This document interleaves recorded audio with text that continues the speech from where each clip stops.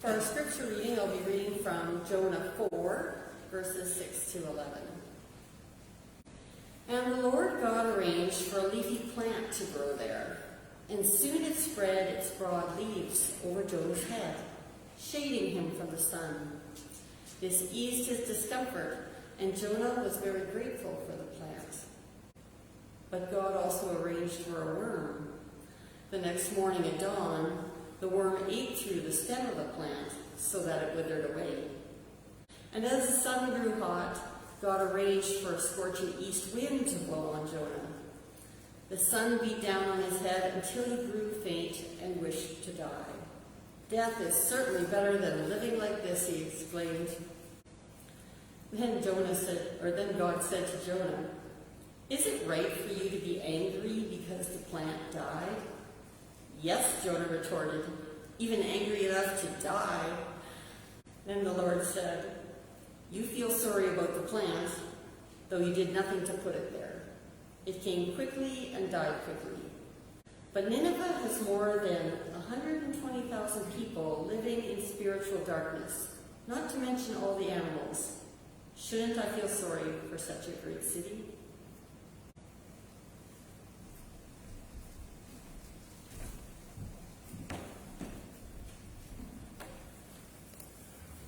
Thanks, Laura, for that reading. And thanks to all of you for joining us this morning.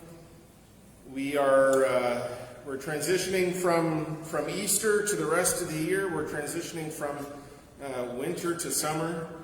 And this morning, especially thinking about God's creation, the earth, and for you to join us this morning is an honor, and we're grateful for your presence among us. Not long ago, I preached a sermon series on the book of Jonah, and so it was easy to go back to it for this topic. But it isn't the only part. The Bible is full of stories of the natural world, and the natural world being used as the center of the illustration to help us understand what the gospel writers, what the Old Testament story writers, and what God himself wants us to understand. But sometimes it feels a little bit disconnected.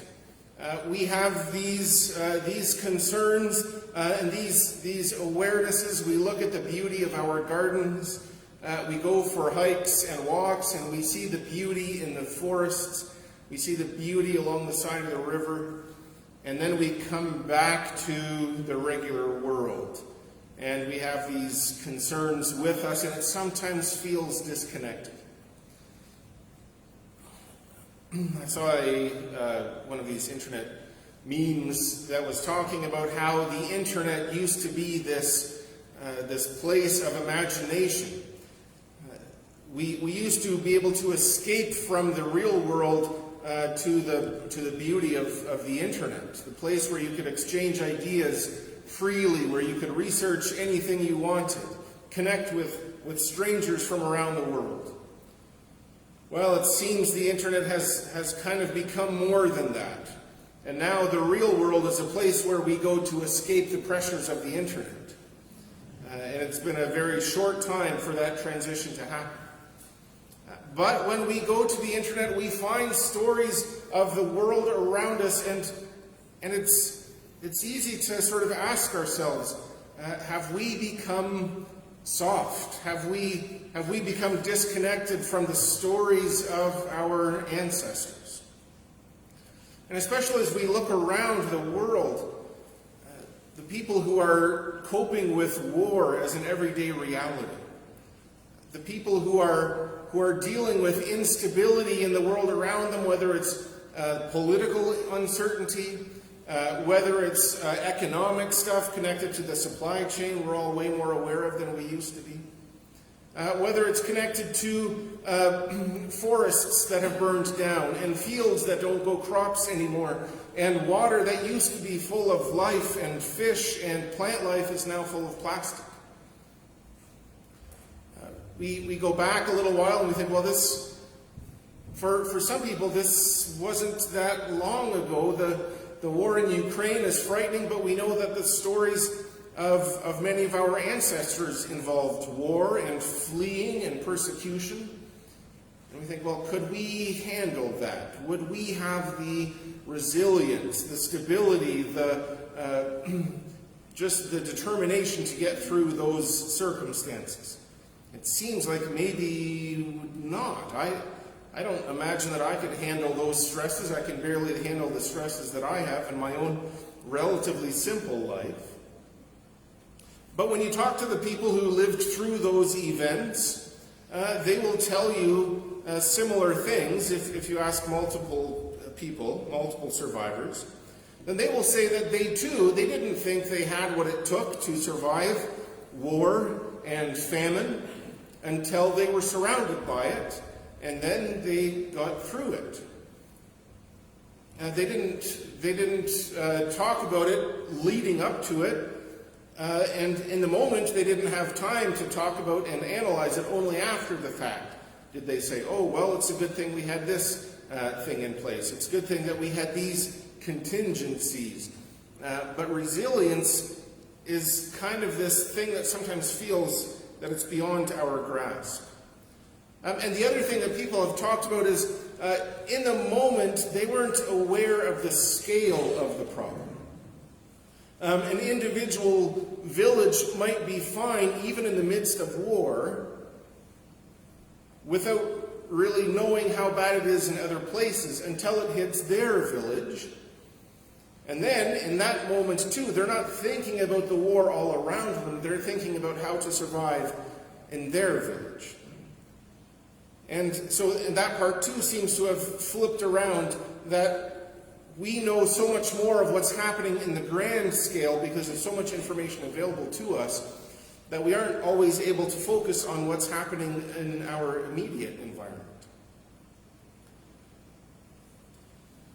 So, of all of these things, if we were to go around the room and ask, what do you think is the greatest crisis of our day? Some of you would turn to the wars around the world and say, well, this is the greatest crisis. This is what we need to respond to. And some of you would sort of look down the road and say, boy, if we can't get the food that we need, if they're not growing as much wheat in Ukraine this year naturally, then there isn't going to be as much wheat available for us in other parts of the world, which will jack up the price, which will knock down the supply, and everything will be off kilter. Then what are we going to do? Because we have so much reliance on the system that we have now, we don't know what's going to happen next. So for some people, that's the greatest crisis. Some people look at stories of politicians and religious leaders and see that there's kind of a decline in morality these days. And if that continues, then what can we rely on? And some will point to a bigger pattern, and they'll say that there's a spiritual crisis in our day. And all of those people could back up those statements with all sorts of research, social patterns, and newspaper articles. And people have been doing this for a long time with environmental concerns.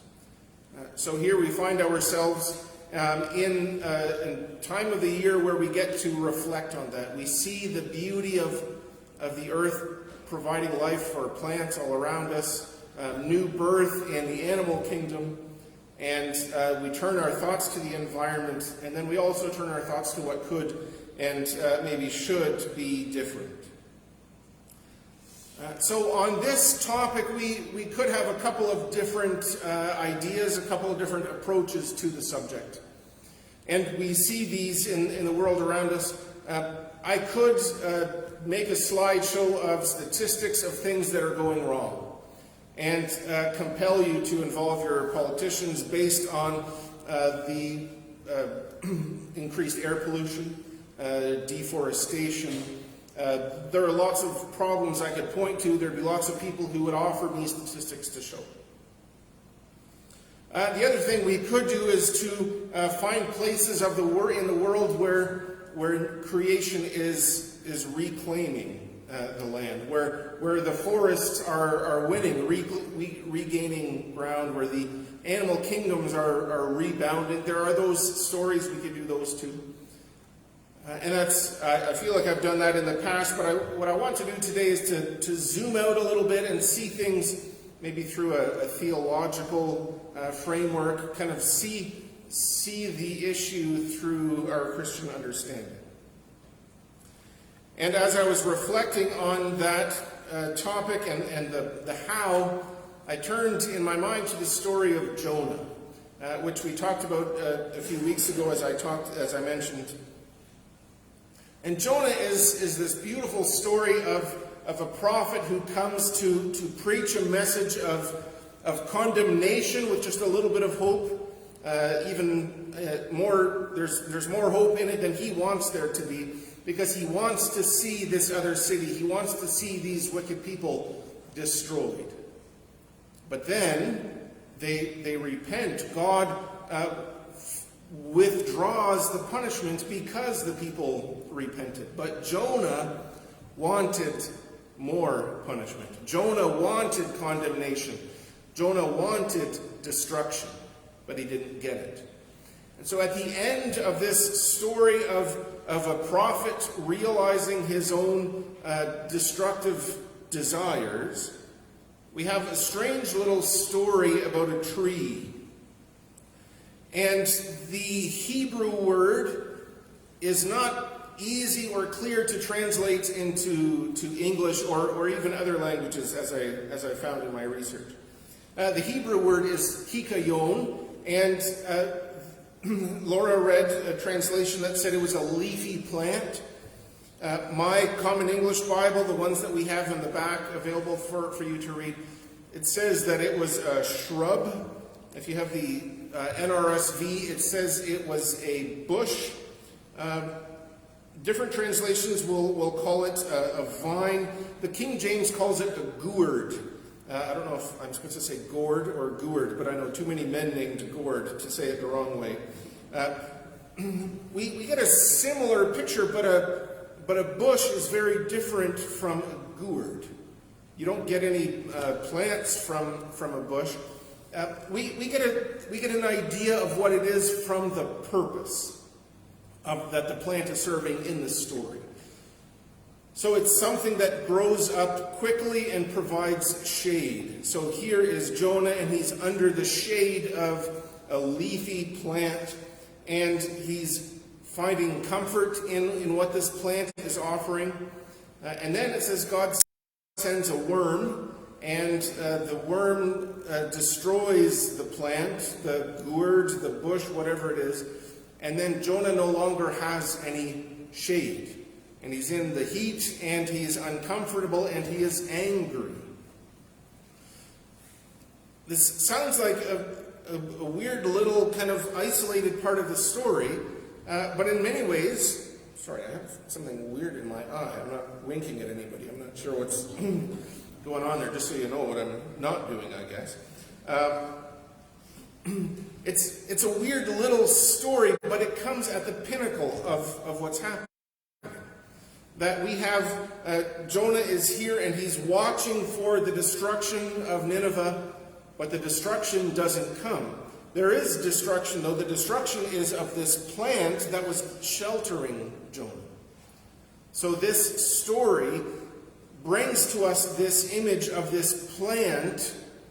That's the thing that gets destroyed, and that's what Jonah is angry about. But then God's response to that anger is that, well, Jonah, really, this isn't something that you should be angry about. You didn't plant this bush. You didn't grow it. You didn't water it. You didn't nurture anything about this. But it grew up, and it gave you shelter. It gave you what you needed. And you're angry about it dying. All of these other people in Nineveh and the animals living in Nineveh, God is saying, is in the conversation with Noah, I gave them life. I invested myself in their stories. I put in their hearts desire for redemption, for confession, and they turned their lives around. And I, their creator, their father, their life giver, I'm beside myself with joy about their redemption. But this plant, you didn't grow it, you didn't plant the seeds, you didn't make it grow, you're not as emotionally invested in that plant as I am in all that is happening in Nineveh. So you think you are right to be angry, but I am right to be rejoicing. The story of Jonah ends where Laura's reading ended. God says, don't I have a right to be concerned about the people of Nineveh and the animals of Nineveh? Just like you are concerned about this plant? Now, that's where it ends. We as the readers of the Bible don't know what happens next because it's not recorded. It seems that Jonah would have recorded this story and he would have went back to say, hey, everybody, look how wrong I was. That's how the story comes to us, perhaps. So it seems like Jonah did learn his lesson. But the lesson for us comes to us through this tree, this bush, this vine, however it's translated. And it happens sometimes a word is used in Hebrew and we as people stop using it and we kind of lose track of that word. So it doesn't exactly matter what the translation is, but there is unsureness around it, and which seems fitting because we are unsure of exactly the full meaning of this plant and the role that it plays. There are other tree stories, other plant stories in the Bible, of course. Abraham is sitting under an oak tree when he is visited by messengers from God. And later on in the story, Abraham is with his nephew Lot, and they have to decide which land they're going to get. Now, which one is Lot going to take? The barren valley or the lush green one? Well, Lot wants the one where the plants are growing, where the trees are growing, where life is, and being a farmer will be easy. So then in the same way, Lot takes the good land, and Abram finds himself in an area without trees, but he didn't plant them. That's outside of his control. And then later on, the descendants of Abraham, the people, will be coming back towards the promised land. And they find, as they send spies in to investigate, that it is a lush land. The fields grow big, bountiful, abundant crops. The trees in the forests are tall. This is a land of plenty. This is the place where the natural life is strong and bountiful, a desirable place to go. But they didn't plant it. They inherited this land, but they didn't plant the vineyards that were growing large grapes. They didn't plant the forests. God had all of that set for them. It was outside of their control, outside of their choosing. Jesus, in the Sermon on the Mount, says that we should consider the lilies. And we have the good fortune of doing that. We live so close to the nature here that we can drive through the open fields and we can see the prairie roses, we can see crocuses, we can see fields full of beautiful trees bringing new life. We get to see that. We get to contemplate, as Jesus invited us to, that Jesus brought new life to these plants. That Jesus gives food to the animals and to the birds that fly among the trees. If God cares so much for them, he must care so much for us as well. So then the question is, in that story, what is it, how do we participate in God's love for humanity, but also creation? At the center of the redemption story in Jonah, not just Nineveh's redemption, but Jonah's redemption, is the story of this tree. That Jonah cared about the tree. Yeah, God did too. God cared about that and more. So Jonah doesn't get to go around destroying trees, just like he doesn't get to go around destroying people. When Paul would later write to the church of Ephesus, then he would talk to them about the gospel. He would sort of lay out an understanding of salvation, and he made it clear to the people that what they receive from God, the forgiveness, the salvation that they receive from God, isn't a result of their own works. Now, Paul's using spiritual language, but he could have also said, this salvation that you're getting, you didn't plant it, you didn't water it, you didn't give it life. God did that. Jesus did that for us. We didn't earn that, and yet we're still invested in it. Jesus is invested in us, even though we didn't put the work in to plant it. But from that, so then in Ephesians chapter 2, it explains it isn't the result of our hard work, but in chapter 2, verse 10 of Ephesians, we get to fulfill that. We get to work that out, to participate in the good works that God has laid out for us ahead of time. Why does the book of Jonah end this way with this weird picture of the plant? Why is the last word of Jonah the animals that God cares about? We are often like Jonah. We have in our minds the ways that God's plan is going to unfold. Who is going to be rewarded? Mostly people like us. And who is going to be punished? People who believe different from us. But what we need to do is zoom out from our own little understandings of who is going to be rewarded and how that reward gets there, to see God's bigger plan. God has a plan of life and growth and healing and abundance for all of us, not just by ourselves, but in participation with his larger creation. I mentioned before some of the environmental concerns that we could latch onto. And scientists are warning of a loss of biodiversity, which is a fancy way of saying a whole lot of species are dying off. We didn't create the world around us. We aren't responsible for the abundance of species that we have. And as individuals, we may not be responsible for the loss of those species. But this is a part of it. It's a parallel. It's a thing for us to also be aware of, that God cares about us and our salvation, and he wants us to care about the other creatures and the other aspects of his creation. So this morning, I want us to think about not just the plants and the animals, but that's a super important part, but also to sort of zoom out to see that our own limited understandings is exactly that.